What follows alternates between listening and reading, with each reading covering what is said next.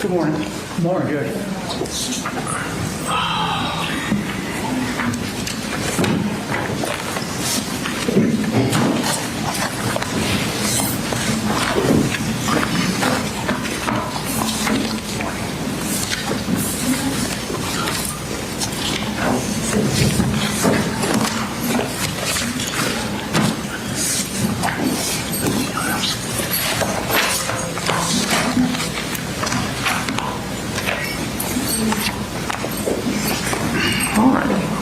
Present. It's been some time. We're here for the sentencing for Colin Gray, State of Georgia versus Colin Gray. Does the state have any evidence in aggravation or victim impact testimony to present? We have victim impact. All right. The judge has some gifts for you. Okay. We filed a couple things late yesterday. All right. Yeah, you have copies of them. I have not seen anything. One No, is sir. a motion on merger just to preserve the issue. Okay. One is a sentencing request. Thank you. The other is a character letter from Mr. Gray's sisters. Okay. We provided copies to the state of all. All right. Thank you. All right. Is it Ms. Brooks, Mr. Smith? Ms. Daniel? I'm sorry.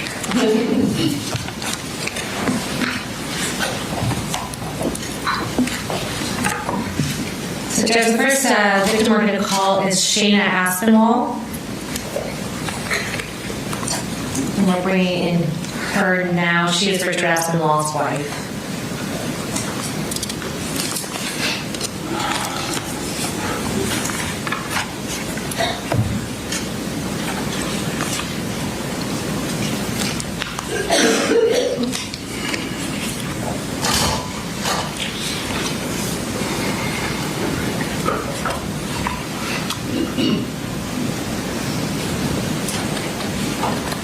Ms. Aspinwall, I'm going to have you go ahead and raise your right hand.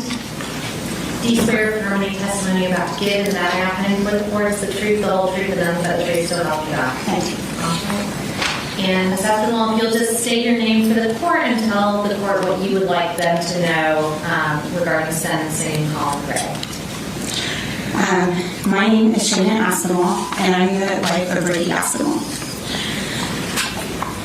On September 4th, 2024, my husband left for work expecting to spend another day doing what he loved, teaching his students, coaching his players, and making a difference in their lives. He never came home. Ricky was the love of my life and the heart of our family.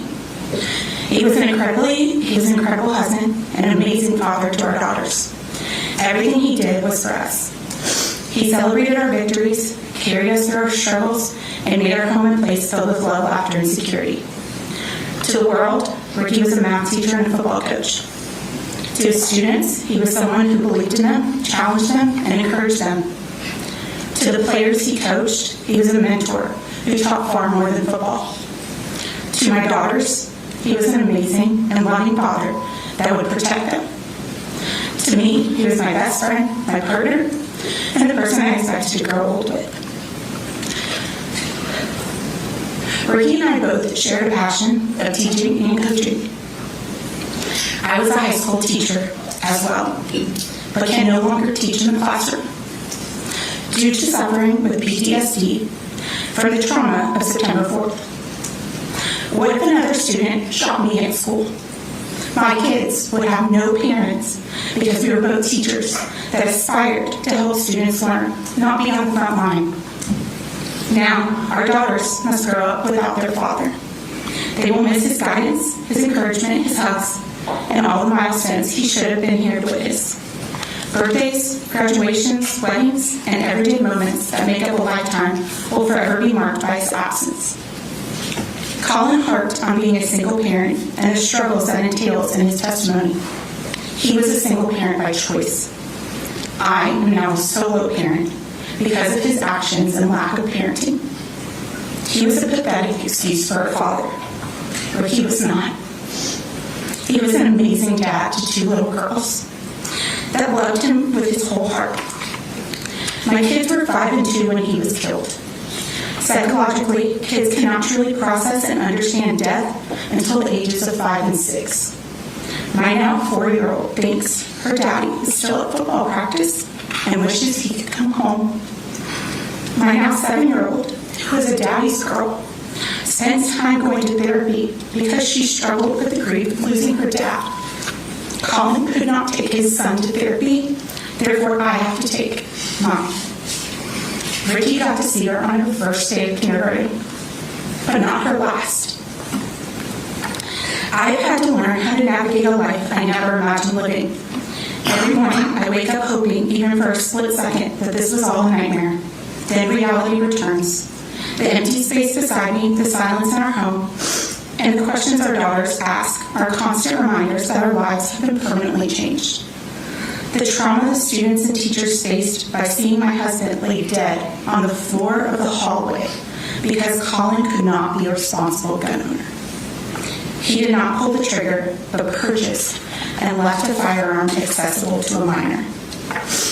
My husband was a responsible gun owner that properly locked his guns up away from our children. No sentence can restore what was taken from us. No punishment can give my husband back to his family or erase the pain that has become part of our daily lives. But I ask the court to remember that this case is about more than the lives that ended that day. It is also about the families left behind who must carry the grief and trauma for the rest of our lives. I hope Ricky is remembered not only for the way he died, but for the way he lived. He lived with kindness, integrity, compassion, and courage. He dedicated his life to helping others, and even in his final moments, he was doing what came naturally to him, protecting the students entrusted to his care. Our family will carry his love with us always, but we will always carry the weight of the loss for the rest of our lives. Thank you for allowing me to speak on behalf of my husband and our family. Thank you. I assume you have, No questions, Judge. if you do, just I will stand up. thank you. Yes, sir.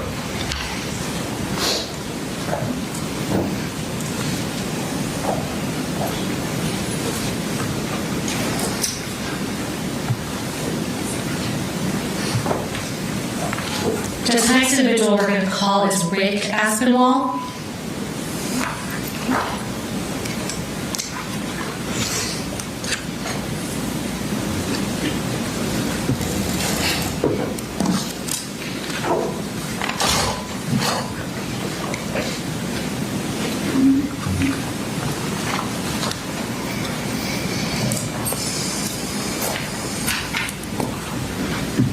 Mr. Aspinwall, I'm going to have you go ahead and raise your right hand. Do you swear affirm any testimony you're about to give the matter happening before the court is the truth, the whole truth, and nothing but the truth, so help you God? I do.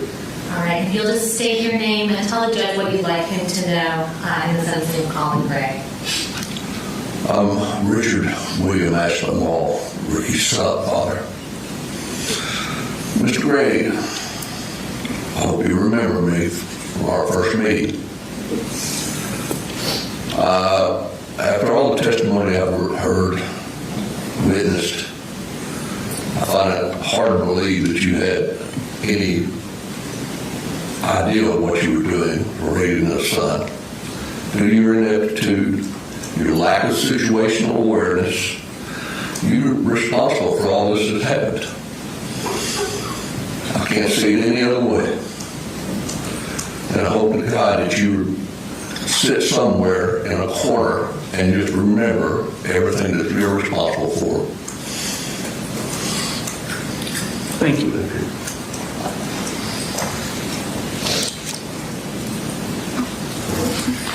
Judge, next we're going to call up Ansley Gossett. I said Gossett. Yes, sir. I believe it's Gossett.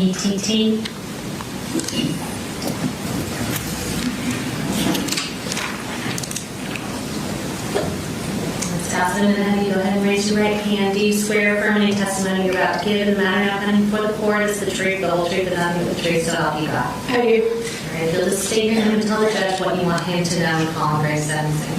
Good morning. My name's Ansley Aspinwall Gossett. I am the sibling of Ricky Aspinwall. I was there the day we brought I was there the day we laid Ricky to rest. The amount of anger that has gone through me and my family is unspeakable. My brother was nothing but supportive, caring, loving, and he could hate the fact that I couldn't throw a football. He tried to teach me. But we're just left with the biggest hole in our heart that can never be replaced.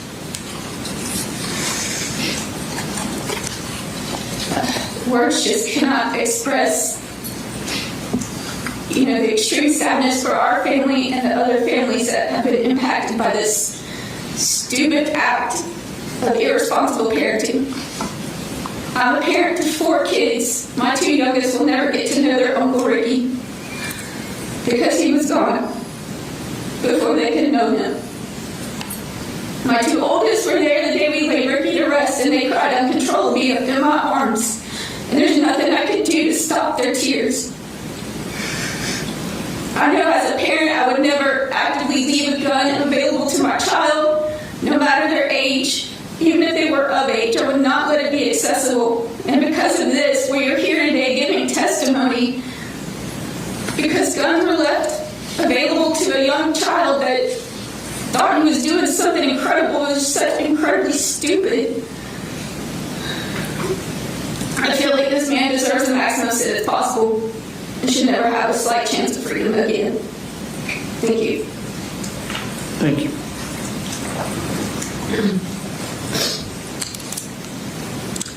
Judge, next we're going to call Brianna Schermerhorn.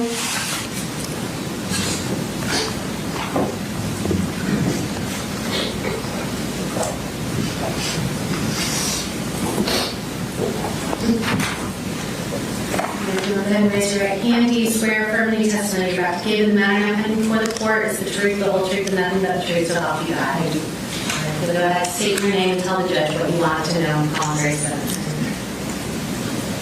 My name is Brianna Schermerhorn, and I'm the mother of Mason Schermerhorn. I've spent countless sleepless nights asking myself how we ended up here.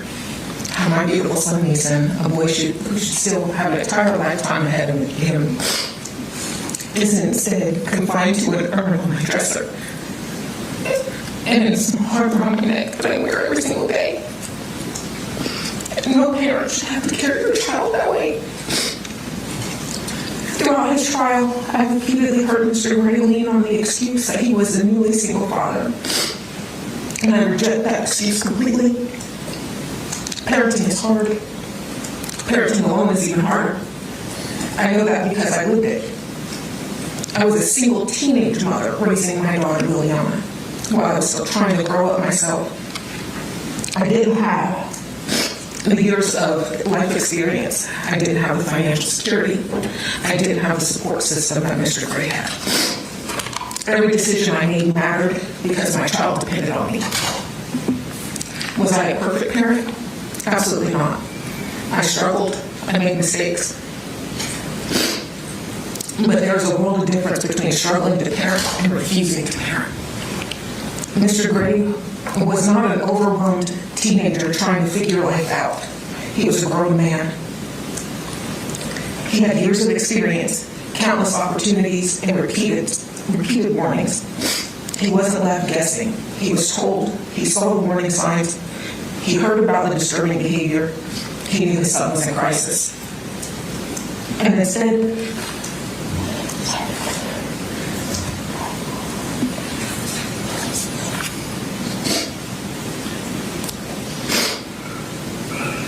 instead of acting, he chose to look away.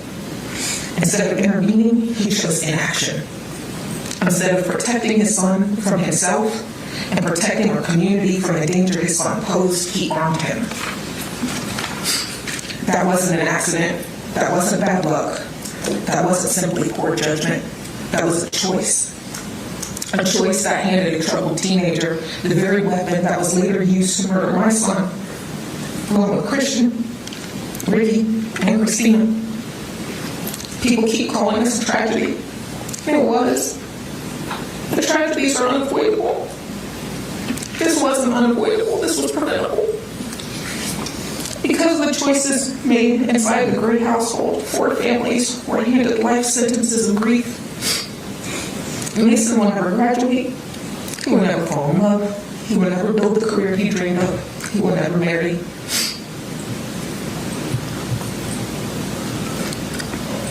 We will never hear his laugh outside old videos. We will never be able to wrap our arms around him again. Every birthday, every holiday, every family gathering, every milestone will forever be defined by the person who should be there but never will. And it wasn't just our families that were robbed. An entire school lost a sense of safety. Children who should have been worried about homework now carry memories of gunfire. Teachers who dedicated their lives to protecting children were forced into an unimaginable nightmare. Our community will never be the same. Even as a young single mother, I understood something that Mr. Gray apparently did not. I could not control every choice my children would eventually make, but I was responsible for controlling what I put into their hands. I was responsible for getting them to school, making sure they saw doctors when they needed help, protecting them from harm, even when that harm came from themselves. That is what parenting is. Parenting is not about convenience. It's not about avoiding difficult conversations. It's not about pretending warning signs don't exist because dealing with them is uncomfortable. Parenting requires responsibility. It requires sacrifice. It requires showing up, especially when it's hard.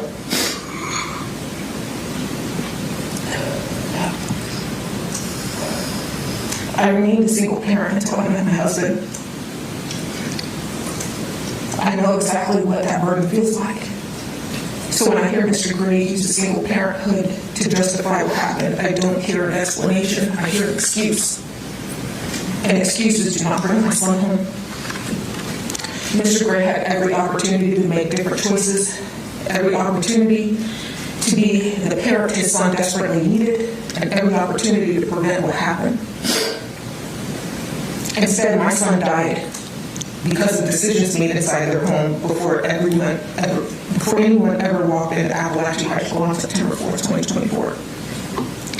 I carry the unimaginable weight of losing Mason every day. Nothing this court does today can bring him home to me. Nothing can give back Christian to his family, and nothing can restore Ricky or Cristina to the people who love them. But I hope this court doesn't lose sight of simple truth. Children depend on adults to make responsible decisions. When adults abandon that responsibility, innocent people pay the price. We pay with our children. Mason deserved better. Every student and every teacher who walked into that school deserved better. And while Mr. Gray will eventually leave a courtroom, I will never leave my sentence. I will spend the rest of my life carrying an unimaginable weight of a future that was stolen. Not by fate, but by someone by and not by some unforeseeable act, but by preventable decisions made by a father who chose not to be one that mattered most. Mr. Gray should not only live with what his son did, he should also live every single day with what he failed to do. And I will ask the court that his punishment fit the failures of his choices. Thank you. Thank you.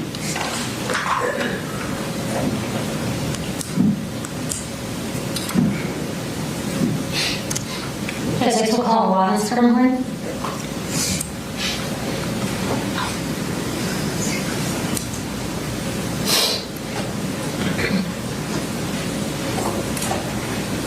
You will now have to raise your right hand. Do you swear affirming testimony you're about to give in the matter now pending before the court is the whole truth and nothing but the truth, so help you God?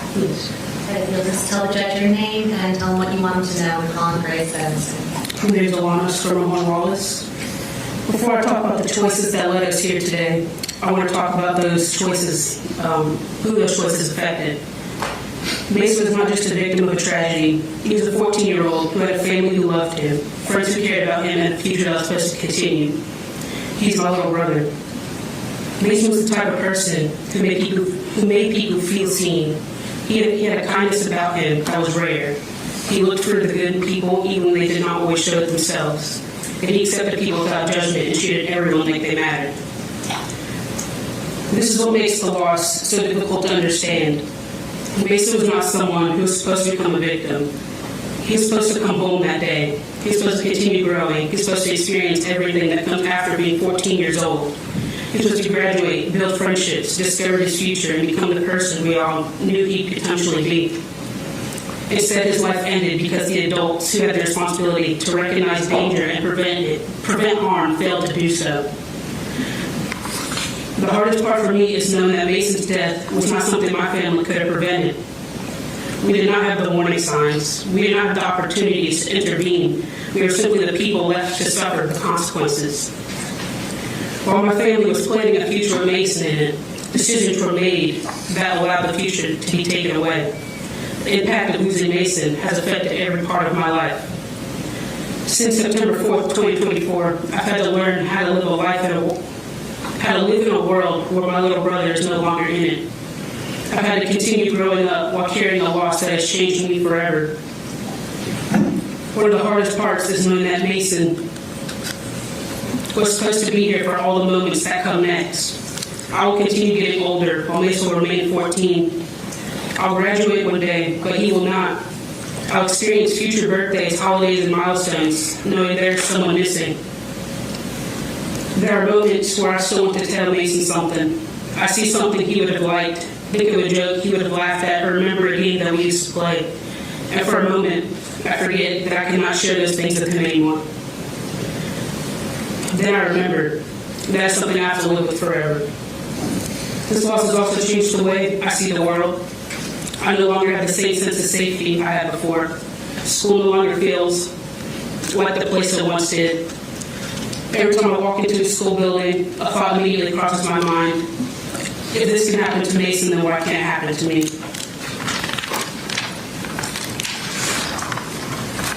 I find myself paying attention to exits, watching the people around me, and thinking about things I never had to think of before. While trying to grieve my brother, I was also expected to continue being a full-time college student. I missed classes to attend court because being here for Mason matters to me. But for me to not get kicked out of the classes, I have to provide documentation proving that my brother was killed in this tragedy. Having to hand over these documents is just another painful reminder that this wasn't just a nightmare that I'm living in. Every hearing forced me to relive the worst day of my life. I had to hear details no sister should ever have to hear and evidence no family should ever have to see. Those memories don't stay in the courtroom when the hearing ends. They follow me everywhere. Grief isn't just anniversaries and birthdays. It appears in ordinary moments. I'll see a game update and think about how Mason would have loved it. I'll hear a joke and instinctively want to tell him. For a split second, I forget he's gone. Then I remember, and that realization never gets easier. I'm still moving forward, but I'm moving forward without someone who's supposed to be beside me. That is the reality my family's been left with. When I think about Mr. Gray's role in this tragedy, I think about the responsibility that comes with being a parent. Parents are supposed to protect their children. They're supposed to recognize when something is wrong, take concern seriously, and step in when their children's actions create a danger to themselves or others. That responsibility is not fulfilled. This tragedy did not begin on September 4th, 2024. There are warning signs before that day. There are opportunities to make different choices. There were moments where action could have been taken that may have changed the outcome. But what is hardest for me to accept is that the people in that school did not have the opportunity to protect themselves from decisions being made around them. They went to school that morning expecting a normal day, and the fool we lost deserved to come home. But because the warning signs were not taken seriously enough, and because the responsibility to prevent harm was not handled the way it should have been, my family is left living with a loss that will never go away. But what makes this even harder to accept is that this was not a situation where there were no signs. There were moments where action could have been taken. There were opportunities to step in before people were injured or killed. After his son made threats and showed signs of concerning behavior, the danger was still allowed to remain. The firearms were still accessible. The ammunition, whatever that word is, ammo, was still accessible. The things that that could have been secured were not handled with the urgency that they required. Mr. Gray had gun locks, but having a safety measure means nothing if it's not used when it matters most. The guns should have been locked away, ammo should have been secured. There should not have been a possibility that a 14-year-old child could have access to tools needed to carry out something like this. What's difficult to understand is that there were concerns serious enough to create fear, yet those concerns did not lead to this level of action that was needed. If a parent is afraid of what their child may do, that fear should lead to a reason to protect others. It should be a reason to remove access to anything that could cause harm. It should be a reason to seek immediate help and intervention. Instead, the danger continued to exist until it became a tragedy that my family has to live with forever. I understand that no one can change what happened on September 4th. Nothing said in this courtroom can bring Mason back to my family, but accountability matters because Mason's life mattered. I understand that no one can change. He was not supposed to become the result of a series of missed warnings and failed decisions. He's supposed to continue living his life. He's supposed to grow up, make mistakes, chase his dreams, and become the person he's meant to be. Instead, my family has to live with the consequences of choices we never made. We have to wake up every day knowing that Mason is gone. We have to celebrate milestones knowing there's someone missing. We have to imagine the future he should have had because we'll never get to see it happen.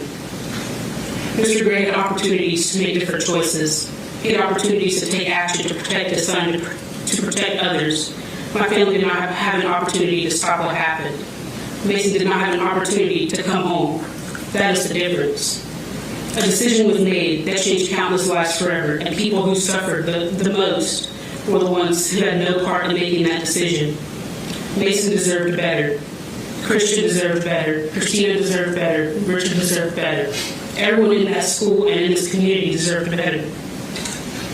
I understand that no sentence can erase the pain that my family has lived through since September 4th. However, I do believe Mr. Gray should be held fully accountable for the role his decisions played in this tragedy. Because of that, I respectfully ask to impose the maximum sentence allowed by law. I ask for the maximum sentence not out of revenge, but because the consequences of these failures were irreversible.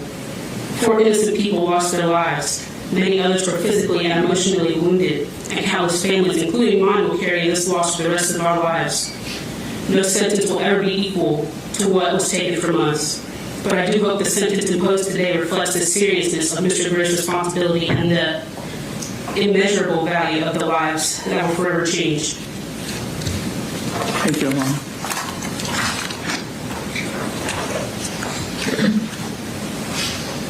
Next, we're going to call up Junior Angulo.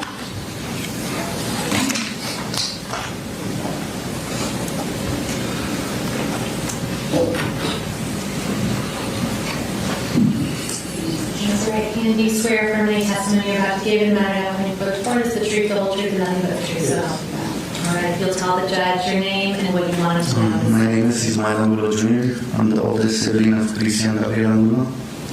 Your Honor, even though he didn't pull the trigger himself, I am asking this court to give him the absolute maximum sentence possible. He is a complete failure of a father. He made a choice to buy that rifle. He made a choice to ignore every red flag. And because of his choices, my little brother Christian and 3 others, Mason, Coach Aspinwall, and Ms. Irimie are gone. And so many others will carry permanent scars for the rest of their lives. A parent's negligence shouldn't cost innocent children their lives. He built this tragedy at Apalachee High School. He showed no remorse. To him, it was just another Wednesday. He deserves every single day of the maximum sentence possible. Our families are living a lifelong sentence of grief, and he should face the full weight of his. Thank you. Thank you.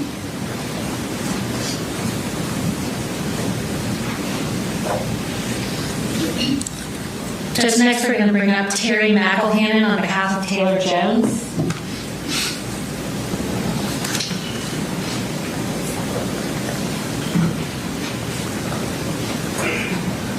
Mr. McElhannon, to raise your right hand. Do you swear affirm any testimony you're about to give in the matter happening before the court is the truth, the whole truth, and nothing but the truth, so help you God? All right, if you'll state your name and tell the judge what you want him to know at this hearing. My name is Terry McElhannon. I am the grandfather of Taylor Jones. Why are we here today? It's because of him. His actions and his neglect are responsible for what happened here. Though he did not shoot the gun, he bought the bullets that enabled his son to kill people, hurt people, mangle them for life. I was in therapy yesterday, and this guy asked me, he said, "Is that your granddaughter?" And I said, "Yes." And he said, "Is that where she was shot?" The wounds are still visible. She was shot more than one time, and she lingers with that every day.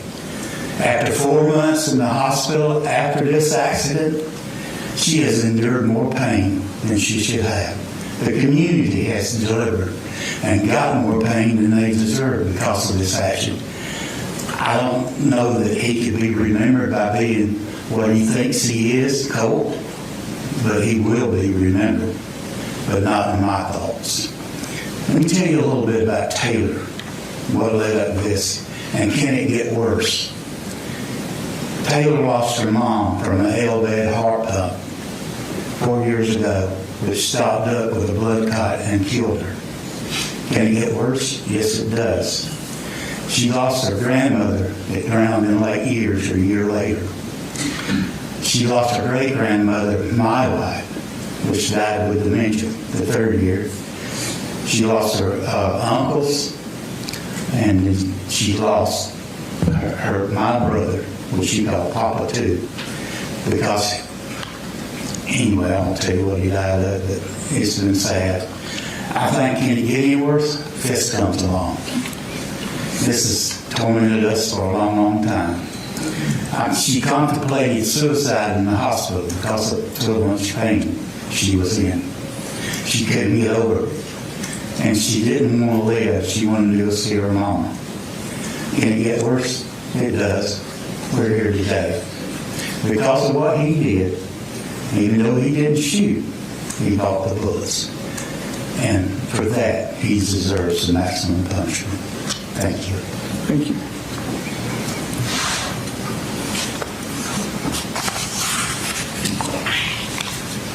Of 2025 was a tragic and terrifying event that has affected not only the people directly involved, but also students everywhere. Knowing that something like this can happen at a school makes me feel very unsafe and anxious. Since being involved with the shooting, I have been feeling scared to even go in the dark to take my dogs out to use the bathroom. Loud noises like doors slamming hard make me jump because they remind me of what could happen. It's hard to feel relaxed or normal when things like that are always in the back of my mind. I also get nervous being home alone because I am thinking someone is going to break in and hurt me. I don't feel as safe as I used to. I used to think Apalachee was going to be a safe place for me to learn and graduate and make new friends.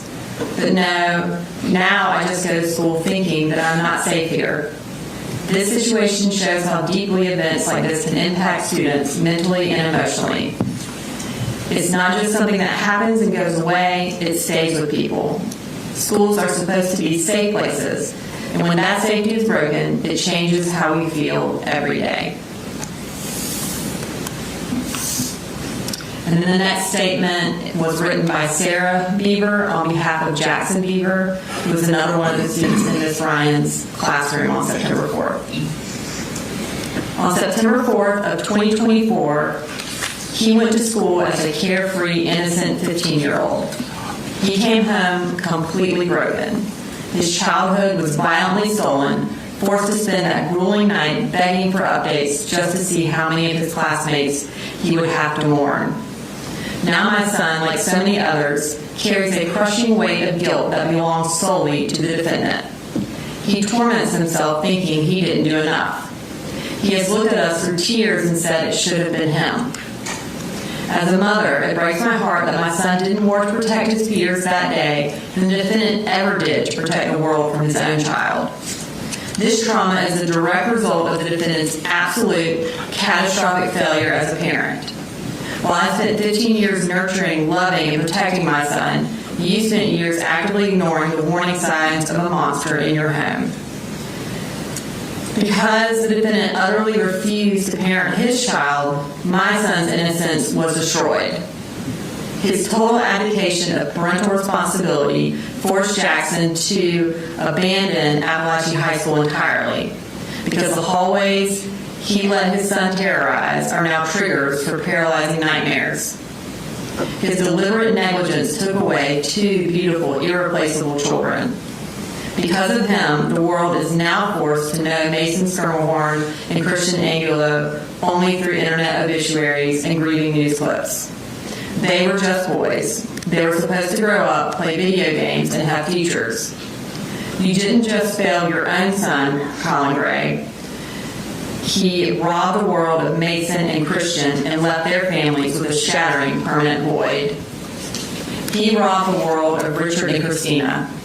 They were people of honor, love, and courage. They gave everything they had to save our kids, while the defendant gave his son a rifle and a free pass for devastation. He traded their lives and their families' futures for his own unconscionable cowardness.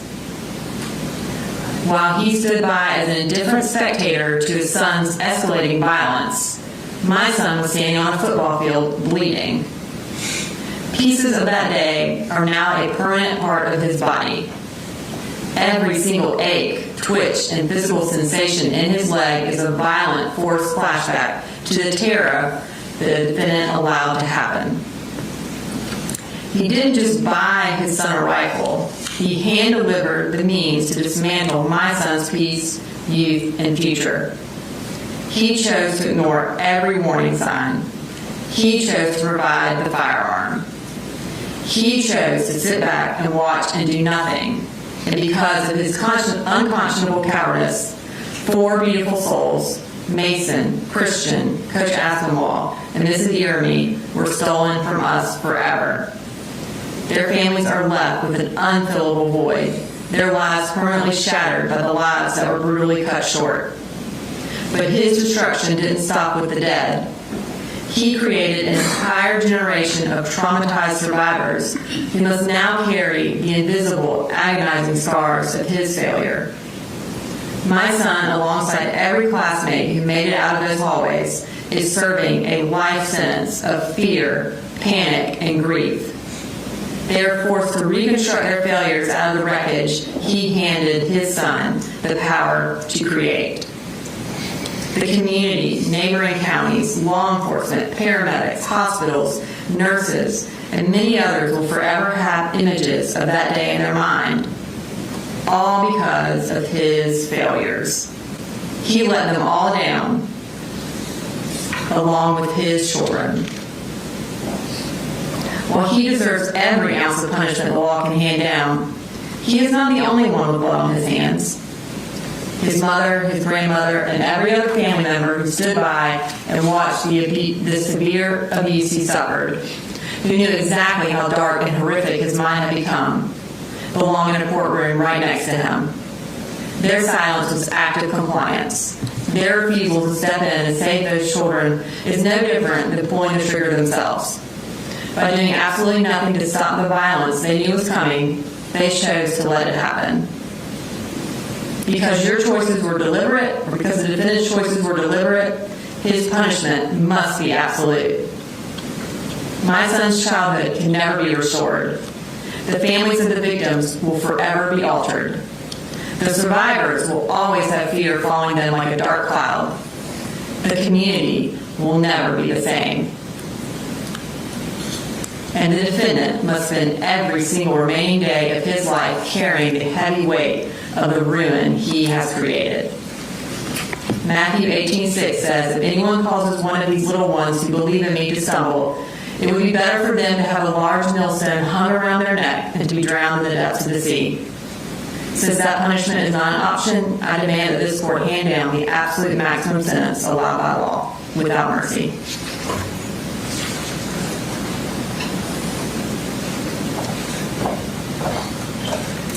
Judge, next we have Natalie Griffith.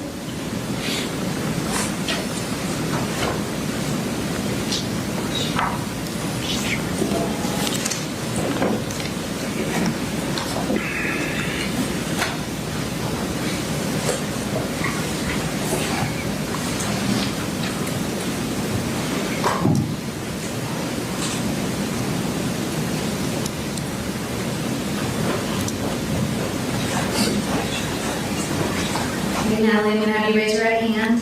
Do you swear affirm any testimony you're about to give in the matter now pending before the court is the truth, the whole truth, and nothing but the truth, so help you God? Yes. All right, just tell the judge your name and tell him what you want him to know.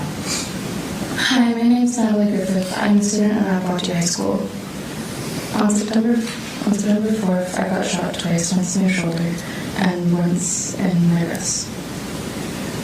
I think about the shooting a lot, and I hate it. I hate it so much. I think about if it hadn't happened. I think about my life before it and how it's so different. I wish that I could go back and change it. Sometimes I wish that I didn't go to school that day, but that wouldn't stop it from happening. I wish that I could bring back the people that died. I wish that there was some way that they'd all survived. I lost the ability to feel over half my hand. I lost 2 years of my life trying to heal, and I still haven't fully. I try to live my life normal and live it without letting any injury stop me, but sometimes it's hard. Sometimes I'm petting an animal or a dog, or just doing something, and I can't feel all the way. I can't feel through with my fingers, and I wish I could. I think about it every single day, and I wish it could stop, and I think about how it could have been avoided, how if he hadn't done it, then we would all be happy. I believe that joy can heal any wound, but it can't make scars disappear, and it can't bring people out of the ground. I don't understand how a parent can fail that much. I don't understand how a parent can hit their child. I don't understand how a parent can fail to protect their child, fail to help them.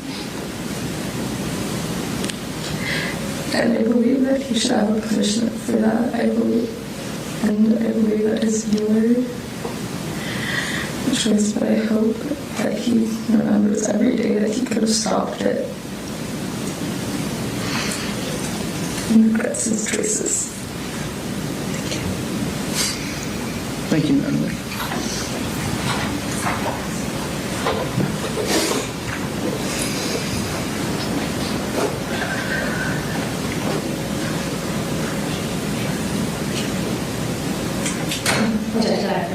Yes, ma'am.